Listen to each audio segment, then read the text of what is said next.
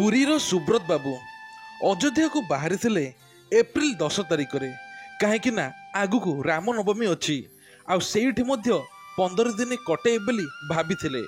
ଆଉ ପୁରୀରୁ ବାହାରିଥିଲା 3ଟା ବସ୍, ପାଖାପାଖି 70ରୁ 80 ଲୋକ ବାହାରିଥିଲେ ଅଯୋଧ୍ୟାକୁ। ଆଉ ସେଇଦିନ ବାପାଙ୍କୁ ଧରି ବାହାରିଥିଲେ ସୁବ୍ରତ ବାବୁ ମଧ୍ୟ। ଘର ଲୋକଙ୍କୁ ଜଣେଇ ଦେଇଥିଲେ ବାପାଙ୍କର ଇଚ୍ଛା ଅଛି, ବାପାଙ୍କୁ ନେଇକି ଯାଉଛି ସାଙ୍ଗରେ।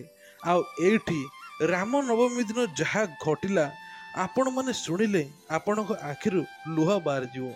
ଆପଣମାନେ ଭାବିବେ ଯେ କଳିଯୁଗରେ ପ୍ରକୃତରେ ପ୍ରଭୁ ଶ୍ରୀ ରାମ ଅଛନ୍ତି, ପ୍ରଭୁ ଶ୍ରୀ ରାମଙ୍କ ଚମତ୍କାର ଅଛି। ଆଉ ପ୍ରଭୁ ଶ୍ରୀ ରାମଙ୍କ ଚମତ୍କାର ଯାହା ହେଲା ଶେଷରେ ଆପଣ ଜାଣିଲେ ଆଶ୍ଚର୍ଯ୍ୟ ମଧ୍ୟ ହେବେ। ତେବେ ତା ପୂର୍ବରୁ ଆପଣମାନେ ଯଦି ପ୍ରଭୁ ଶ୍ରୀ ରାମଙ୍କୁ ନିଜ ଆରାଧ୍ୟ ଭାବୁଛନ୍ତି, ପ୍ରଭୁ ଶ୍ରୀ ରାମକୁ ନିଜର ଭଗବାନ ଭାବୁଛନ୍ତି, ତେବେ ଭିଡ଼ିଓକୁ ଲାଇକ୍ କରି କମେଣ୍ଟରେ ଜୟ ଶ୍ରୀରାମ ଲେଖିଦିଅନ୍ତୁ। ତେବେ ଘର ତାଙ୍କର ପୁରୀ ଶ୍ରୀକ୍ଷେତ୍ର କଲୋନୀ। ସୁବ୍ରତ ବାବୁ ବାହାରିଥିଲେ ଏପ୍ରିଲ 10 ତାରିଖ ଭୋର 5ଟାରେ। ଆଉ ବସ୍ ମଧ୍ୟ 3ଟି ଛାଡ଼ିଥିଲା। ପାଖାପାଖି 72 ଜଣ ବାହାରିଥିଲେ 3ଟି ବସ୍ରେ। କାହିଁକି ନା ଅଯୋଧ୍ୟା ଯିବେ ଆଉ ଆଗକୁ ରାମନବମୀ ଅଛି। ରାମନବମୀରେ ମଧ୍ୟ ଅଯୋଧ୍ୟାରେ ଏସବୁ ଦେଖିକି ଫେରିବେ ରାମନବମୀ ପରଦିନ। ଏମିତି ଯାଉ ଯାଉ 2 ଦିନ ପରେ ଯାଇ ପହଞ୍ଚିଲେ ଅଯୋଧ୍ୟାରେ ଏବଂ ପାଖରେ ଥିବା ଗେଷ୍ଟ ହାଉସରେ ମଧ୍ୟ ରହିଲେ। ଆଉ ସେଠିକାର ମଧ୍ୟ ବୁଲାବୁଲି କଲେ। ପ୍ରତ୍ୟେକ ଦିନ ରାମ ମନ୍ଦିରଙ୍କର ଯାଇ ଦର୍ଶନ କରିଥାନ୍ତି। ପ୍ରଭୁ ଶ୍ରୀ ରାମଙ୍କ ଦର୍ଶନ ପାଇ ସମସ୍ତେ ବେଶ ହସ ଖୁସିରେ ଚାଲିଥାନ୍ତି। କାହିଁକି ନା ଆଉ କିଛି ମଧ୍ୟ 500 ସେଠି বছরের ତାଙ୍କର ইতিহাসের পাতা କୀର୍ତ୍ତନ মুছে ମଧ୍ୟ କରୁଥାନ୍ତି। প্রতিষ্ঠা হয়েছে ଆଉ ମନ୍ଦିରର অযোধ্যার রাম ଏମିତି মন্দির। କାରୁକାର୍ଯ୍ୟ ଦେଖିକି অর্থাৎ ସୁବ୍ରତ ବାବୁ রামলালা ফিরেছেন ଭାବ ବିହୋଳ নিজের ହୋଇଗଲେ। ঘরে। ଆଉ ବାପାଙ୍କୁ তাই ମଧ୍ୟ জন্য ହାତ মানুষের ଧରି মধ্যে ବୁଲଉଥାନ୍ତି। উত্তেজনা ବାପାଙ୍କର একদমই তুঙ্গে। ବୟସ 75 সেই ହେଲାଣି, উত্তেজনা নিয়ে আমরাও ଧୀରେ পৌঁছে ଧୀରେ গেলাম ଚାଲୁଛନ୍ତି, অযোধ্যার রাম। ଆଖିକି ଦେଖାଯାଉ ନାହିଁ। ବାପାଙ୍କର ଇଚ୍ଛା ଥିଲା ଯେ ଏଇ କଳିଯୁଗରେ ପ୍ରଭୁ ଶ୍ରୀ ରାମଙ୍କୁ ଦର୍ଶନ କରିବା ପାଇଁ। କାହିଁକି ନା ପ୍ରକୃତରେ 500 ବର୍ଷ ପରେ ପ୍ରଭୁ ଶ୍ରୀ ରାମ ନିଜେ ବିଜେ କରିଛନ୍ତି। କଳିଯୁଗର ଅନ୍ତ ହେବ ଆଉ ଆଗକୁ ସତ୍ୟଯୁଗ ହିଁ ହେବ। ଏମିତି ମନେ ମନେ ବହୁତ କଥା ଭାବି ଦେଇଛନ୍ତି ସୁବ୍ରତ ବାବୁଙ୍କ ବାପା। ଆଉ ଯେତେବେଳେ ଭଗବାନଙ୍କୁ ଦର୍ଶନ କରିଛନ୍ତି ଆଖିରୁ ଧାର ଧାର ଲୁହ ବାହାରିଛି ଏବଂ ସୁବ୍ରତ ବାବୁ ଦେଖିକି ଏସବୁ ଆଶ୍ଚର୍ଯ୍ୟ ହେଇଛନ୍ତି। ବାପା କଣ ହେଲା? ସେଇ ସମୟରେ ବାପା କହିଲେ, ନାଇଁ ରେ ପୁଅ, କିଛି ନୁହେଁ। ମନରେ ଆଶା ଥିଲା ଅଯୋଧ୍ୟାରେ ପ୍ରଭୁ ଶ୍ରୀ ରାମଙ୍କ ଦର୍ଶନ କରିବା ପାଇଁ। ଆଉ ଆଜି ଏ ଆଶା ମୋର ପୂରଣ ହୋଇଛି। ତାପରେ ଦର୍ଶନ ସାରି ସମସ୍ତେ ଗେଷ୍ଟ ହାଉସକୁ ଫେରିଲେ। ସନ୍ଧ୍ୟାରେ ମଧ୍ୟ ଆସିଲେ, କୀର୍ତ୍ତନ କଲେ ଏବଂ ବୁଲାବୁଲି ମଧ୍ୟ କଲେ। ଚାହୁଁ ଚାହୁଁ 8-10 ଦିନ ବିତିଗଲା। ଆଉ ଯୋଉଦିନ ରାମନବମୀ ଥିଲା ସେଇଦିନ ସମସ୍ତେ ସକାଳୁ ସକାଳୁ ବାହାରି ଆସିଲେ। ଆଉ ପ୍ରଭୁ ଶ୍ରୀ ରାମଙ୍କ ମନ୍ଦିରରେ ଏତେ ଭିଡ଼ ଯେ ଭିଡ଼ରେ ଗୋଟେ ଜଣେ ଛିଡ଼ା ହେବା ପାଇଁ ଜାଗା ମଧ୍ୟ ନାହିଁ। ସେପଟେ ସୁବ୍ରତ ବାବୁ ମନା କରୁଥାନ୍ତି। ବାପା ଜିଦ୍ ଧରିଲେ, ନା ମୁଁ ଆଜି ହିଁ ବି ଯିବି। ଆଉ ସୁବ୍ରତ ବାବୁ ବାପାଙ୍କୁ ଧରି ସେଇ ଭିଡ଼ ଭିତରେ ନେଇ ଆସିଲେ। ଏତେ ଭିଡ଼ ଯେ ଜଣେ ଠିଆ ହେବା ପାଇଁ ମଧ୍ୟ ମହା ମୁସ୍କିଲ। ଆଉ ଖରା ମଧ୍ୟ ପ୍ରବଳ ଖରା। ଆଉ ଏପଟେ ବାପାଙ୍କୁ ବୟସ ହେଲାଣି, ବାପା ଧୀରେ ଧୀରେ ଚାଲୁଛନ୍ତି, ବାପାଙ୍କ ଆଖିକି ମଧ୍ୟ ଟିକେ ଟିକେ ଦେଖାଯାଉଛି। କଣ କରିବେ ସୁବ୍ରତ ବାବୁ କିଛି ବୁଝିପାରୁନଥାନ୍ତି। ସେପଟେ ବାପାଙ୍କୁ ନେଇ ବହୁତ କଷ୍ଟରେ ଗଲେ। ଆଉ ଏପଟେ ଲାଇନ ଲାଗିଥାଏ। ପାଖାପାଖି ସକାଳ 6ରୁ ଦିନ 2ଟା ହେଲାଣି, ଏପର୍ଯ୍ୟନ୍ତ ପ୍ରଭୁ ଶ୍ରୀ ରାମଙ୍କର ଦର୍ଶନ ହୋଇନାହିଁ। ବାପା ମଧ୍ୟ ବ୍ୟସ୍ତ ହୋଇଗଲେଣି। ବାରମ୍ବାର ମୁଣ୍ଡରେ ଓଦା କପଡ଼ା ଏବଂ ପାଣି ମଧ୍ୟ ପିଉଥାନ୍ତି ବାପା। ବାପାଙ୍କର ତଣ୍ଟି ଶୁଖିଗଲାଣି। ଆଉ ସୁବ୍ରତ ବାବୁ ଏଠି କଣ କରିବେ କିଛି ବୁଝିପାରୁନଥାନ୍ତି। ସୁବ୍ରତ ବାବୁ ବାପାଙ୍କୁ ଠିଆ କରିଦେଇ କହିଲେ, ବାପା ଏଇଠି ଠିଆ ହେଇଥାଅ, ମୁଁ ଟିକେ ପରେ ଆସୁଛି। ଆଉ ସେଇଠି ମଧ୍ୟ ବସରେ ଯାଇଥିବା କିଛି ଲୋକ ତାଙ୍କୁ କହିଦେଲେ ବାପାଙ୍କୁ ଟିକେ ନଜର ରଖୁଥିବ। ଆଉ ସେଇଠୁ ସୁବ୍ରତ ବାବୁ ଚାଲିଲେ ଗୋଟେ ଦୋକାନକୁ। କାହିଁକି ନା ବାପାଙ୍କ ପାଇଁ କିଛି ପିଇବା ପାଇଁ। ବାପା କିଛି ପିଇଲେ ହୁଏତ ତାଙ୍କ ଦେହ ଭଲ ହୋଇଯିବ। କାହିଁକି ନା ବାପା ଧୀରେ ଧୀରେ ଦେହ ଖରାପ ହେବାରେ ଲାଗିଛି। ମୁଁ ଜାଣିପାରୁଛି ବାପାଙ୍କର ଅବସ୍ଥା ଏବେ କଣ ହଉଛି। ସେଇ ସମୟରେ ସୁବ୍ରତ ବାବୁ ସେଇ ଦୋକାନରୁ କିଛିଟା ଥଣ୍ଡା ନେଇକି ଗଲେ, ଯୋଉଟା ବାପା ପିଇଲେ ଟିକିଏ ହୁଏତ ଶାନ୍ତିରେ ବସିପାରିବେ। ଯେତେବେଳେ ବାପାଙ୍କ ପାଖକୁ ଯାଉଥାନ୍ତି ସେଇ ସମୟରେ ବାପା ଆଉ ସେଠି ନଥାନ୍ତି। ସେଠି ବାପା ବାପା ବୋଲି ଖୋଜିଲେ, ଆଉ ଆଖପାଖ ଲୋକକୁ ପଚାରିଲେ ମୋ ବାପା ଏଠି ଥିଲେ କୁଆଡ଼େ ଗଲେ? ସେଇ ସମୟରେ କହିଲେ ହଁ ଏବେ ତ ଥିଲେ, ଆମେ ତ ଦେଖିଥିଲୁ, ଏବେ ହିଁ କଥା ହଉଥିଲୁ, ଆଉ ଆପଣଙ୍କ ବାପା ବସି পড়েছিল তলে। 500 তলে বছরের যেତେବେଳେ বସି ইতিহাসের পড়েছিল পাতা ଆମେ କହିଲু মুছে ହଁ ଏଇଠି ତ প্রতিষ্ঠা বসিଛନ୍ତି ଆମ হয়েছে আଖି ସାମ୍ନାରେ, অযোধ্যার রাম মন্দির। କୁଆଡ଼େ ଗଲେ କୁଆଡ଼େ ଗଲେ অর্থাৎ ଏମିତି ପଚାରୁଥିଲେ। রামলালা ଆଉ ফিরেছেন ସେମାନେ ସୁବ୍ରତ নিজের ବାବୁ ঘরে। ଆହୁରି ବ୍ୟସ୍ତ ହେଇଗଲେ, তাই জন্য ବାପା মানুষের କୁଆଡ଼େ মধ্যে ଗଲେ? ଆଉ উত্তেজনা ଚାରିଆଡ଼େ একদমই তুঙ্গে। ଖୋଜାଖୋଜି କଲେ, সেই ବାପାଙ୍କୁ উত্তেজনা ପାଇଲେ নিয়ে ନାହିଁ। আমরাও ଆଉ পৌঁছে গেলাম ଯେତେବେଳେ অযোধ্যার ପ୍ରଭୁ রাম। ଶ୍ରୀ ରାମଙ୍କ ଦର୍ଶନ ପାଇଁ ସମୟ ଆସିଗଲା, ସେଇ ସମୟରେ ମଧ୍ୟ ସୁବ୍ରତ ବାବୁ ଆଉ ଭିତରକୁ ଗଲେ ନାହିଁ। ଏପଟେ ବାପାଙ୍କୁ ଖୋଜୁଥାନ୍ତି, ବାପା ବାପା ବୋଲି ଚିଲଉଥାନ୍ତି, ଆଉ ବାପା ସେପଟେ କୁଆଡ଼େ ଗଲେ ସୁବ୍ରତ ବାବୁ ଖୋଜିକି ପାଉନଥାନ୍ତି। ପ୍ରକୃତରେ ବାପା ଜଣକ ଗୋଟେ ଗଛ ମୂଳରେ ବସି ପଡ଼ିଥାନ୍ତି। ବସୁ ବସୁ ଚେତା ଶୂନ୍ୟ ହୋଇ ପଡ଼ିଥାନ୍ତି, ଆଉ ସେପଟେ କାହାର ନଜର ନଥାଏ ସେଇ ବୃଦ୍ଧ ଲୋକଙ୍କର। ଆଉ ଏପଟେ ସୁବ୍ରତ ବାବୁ ବ୍ୟସ୍ତ ହୋଇ ପଡୁଥାନ୍ତି। ମନା କରୁଥିଲି ସକାଳେ ବାପାଙ୍କୁ, ଆଜି ଭିଡ଼ ପ୍ରବଳ, ଆଜି ଆସି ହବନି। ବାପା ଜିଦ୍ କଲେ, ଆଉ ବାପାକୁ ନେଇକି ଆସିଲି। ଆଉ ଏପଟେ ଘର ଲୋକ ମଧ୍ୟ ଫୋନ କରୁଥାନ୍ତି, କେବେ ଆସିବ? ପ୍ରଭୁ ଶ୍ରୀ ରାମଙ୍କ ଦର୍ଶନ ମିଳିଲା? ଏପଟେ ସୁବ୍ରତ ବାବୁ ଆଉ କିଛି କହୁନଥାନ୍ତି, କାହିଁକି ନା ବାପାଙ୍କୁ ସେ ଆଉ ଫେରିକି ପାଉନାହାନ୍ତି। ଖୋଜିଲେ ଖୋଜିଲେ ପାଖାପାଖି ଦିନ 4ଟା ହେବାକୁ ବସିଲାଣି, କିନ୍ତୁ ବାପାକୁ ପାଇଲେ ନାହିଁ। ଆଉ ବାପା ଗୋଟେ ଗଛ ମୂଳେ ସେନ୍ସଲେସ୍ ଅବସ୍ଥାରେ ପଡ଼ିଛନ୍ତି। ପାଖରେ ଥିବା ଜଣେ ପିଲାଟି ଦେଖିଲା ଏବଂ ତାର ନିଜ ବାପାକୁ କହିଲା, ବାପା ବାପା ଦେଖିଲ ଇଏ କିଏ? ସେଇ ସମୟରେ ସେଠିକାର ଜଣେ ଲୋକ ଯାଇ ଦେଖିଲା ଏବଂ ଡକିଲା। ସେଇ ସମୟରେ ବୃଦ୍ଧ ଲୋକ ଉଠିଲେ ନାହିଁ ଏବଂ ସାଙ୍ଗେ ସାଙ୍ଗେ 4-5 ଜଣ ଘେରି ଗଲେ, ସାଙ୍ଗେ ସାଙ୍ଗେ ପାଣି ଛାଟିଲେ ଏବଂ ବୃଦ୍ଧ ଲୋକ ଉଠିଲେ। ସୁବ୍ରତ ବାବୁଙ୍କ ବାପା ଉଠିଲେ ଏବଂ କିଛି କହିପାରୁଥାନ୍ତି, କାହିଁକି ନା ତାଙ୍କ ପାଟି ପଡ଼ିଯାଇଥାଏ। ଏପଟେ କ'ଣ କରିବେ? ସୁବ୍ରତ ବାବୁ ବାପାଙ୍କୁ ନ ପାଇ ବହୁତ ବ୍ୟସ୍ତ ହୋଇଗଲେଣି। ପ୍ରଭୁ ଶ୍ରୀ ରାମଙ୍କୁ ଡାକିଲେ, ହେ ପ୍ରଭୁ, ହେ ପ୍ରଭୁ, 9 ଦିନ ହେଲାଣି ଦର୍ଶନ ଭଲରେ ମିଳିଲା। ଆଜି ବାପାଙ୍କୁ ମନା କରୁଥିଲି, ପ୍ରଭୁ ତୁ ହିଁ ପ୍ରକୃତରେ ମୋ ବାପାଙ୍କୁ ଦେଖା କରିଦେ। ମୁଁ ପ୍ରକୃତରେ ମୋ ବାପାଙ୍କୁ ନେଇ ମୋ ଘରକୁ ଫେରିବି, ଆଉ ମୋ ବାପାର ଆଜି ଇଚ୍ଛା ଥିଲା ବୋଲି ମୁଁ ନେଇକି ଆସିଥିଲି। ହେ ଭଗବାନ, ହେ ପ୍ରଭୁ ଶ୍ରୀରାମ, ତମେ ହିଁ ଚାହିଁଲେ ସବୁ କିଛି ହେବ।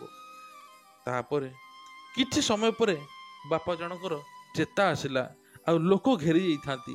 ଆଉ ସେଇ ସମୟରେ ସୁବ୍ରତ ବାବୁ ଦେଖୁଥାନ୍ତି କୋଉଠି ଲୋକ ଯେତେବେଳେ ଗଦା ହେଇଥାନ୍ତି, ସୁବ୍ରତ ବାବୁ ଯାଇକି ଦେଖନ୍ତି ତ ତାଙ୍କ ବାପା ସେଠି ବସିଛନ୍ତି। ଆଉ ସୁବ୍ରତ ବାବୁ କାନ୍ଦିକି ବାପାକୁ କୁଣ୍ଢେଇ ପକେଇଲେ, ବାପା ବାପା ମୁଁ ତମକୁ କେତେବେଳୁ ଖୋଜୁଛି, ସକାଳ 6ରୁ ଦିନ 4ଟା ହେଲାଣି, ତମେ କାହିଁକି ଏଠି କୁଆଡ଼େ ଯାଇଥିଲ? ବାପା ଜଣ କହିଲେ, ମୁଁ ଟିକେ ମୁଣ୍ଡ ବୁଲଉଥିଲା, ଭାବିଥିଲି ସେ ଗଛ ଛାଇରେ ଟିକେ ବସି ପଡ଼ିବି, ହେଲେ ମୁଁ ଆଉ ଜାଣିନି ଆଖି ଲାଖି ଯାଇଛି। ଆଉ କିଛି ଲୋକ ମଧ୍ୟ କହିଲେ ତାଙ୍କର ଚେତା ପଳେଇଥିଲା, ଆମେ ପାଣି ମାରି ଏବେ ଇଏ କରିଛୁ। ଆଉ ସେଇ ସମୟରେ ବାପାଙ୍କୁ ନେଇ ଗଲେ ସୁବ୍ରତ ବାବୁ ସିଧା ମେଡିକାଲରେ ଟ୍ରିଟମେଣ୍ଟ ହେଲେ। ଏବଂ ସନ୍ଧ୍ୟାରେ ଗାଡ଼ି ଥିଲା ଯେତେବେଳେ ବାହାରିଥିଲେ ଟ୍ରେନ ଯିବା ପାଇଁ, ସେଇ ସମୟରେ କହିଲେ, ନା ପୁଅ, ଆମେ ବା ବସ୍ରେ ଆସିଥିଲେ, ଟ୍ରେନରେ କ'ଣ ଯିବା?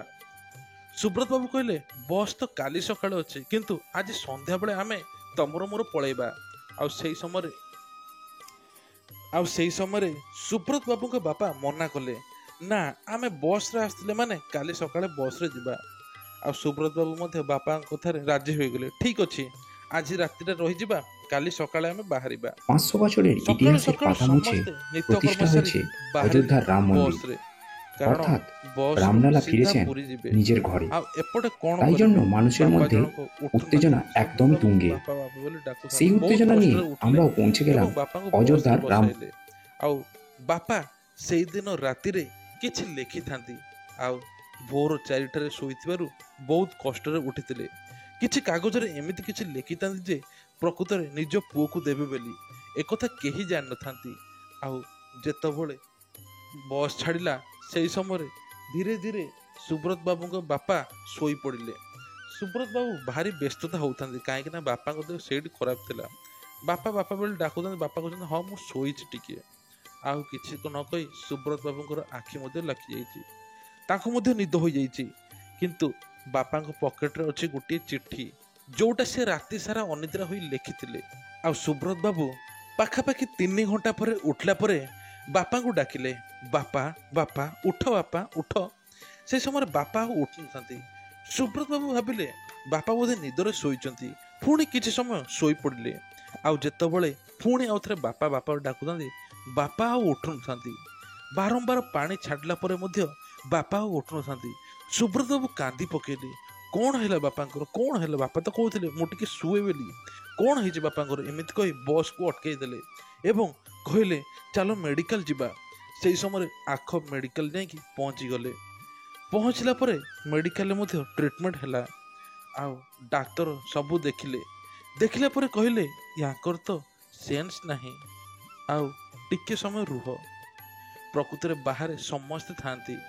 3ଟା ବସ୍ ଏକା ସାଙ୍ଗରେ ଲାଗିଥାଏ, କାହିଁକି ନା ଆଗ ପଛ ହୋଇ 3ଟା ବସ୍ ଚାଲିଥିଲା।